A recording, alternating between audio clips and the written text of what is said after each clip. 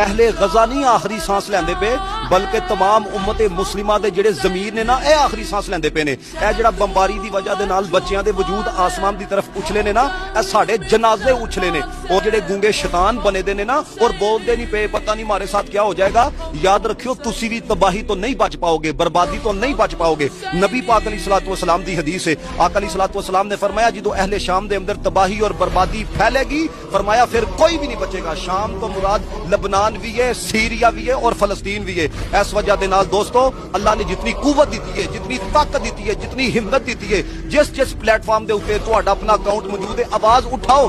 कम अज कम इतना कहने वाले ते बनांगे ना कि यार असी जो कर सकते सन अपनी इस्तात के मुताबिक असी कीता वे। अहले गजा दा पैगाम सारी दुनिया वास्ते, सारी उम्मत मुस्लिमा वास्ते। उन्होंने आख्या बंबारी की शिद्दत की वजह के नाल नहीं असी रोए, खौफ की वजह के नाल नहीं असी रोए, अपने नुकसान की वजह के नाल नहीं असी रोए, भूख प्यास की वजह के नाल नहीं असी रोए, तुहाडी बेवफाई की वजह के नाल असी रोए हां।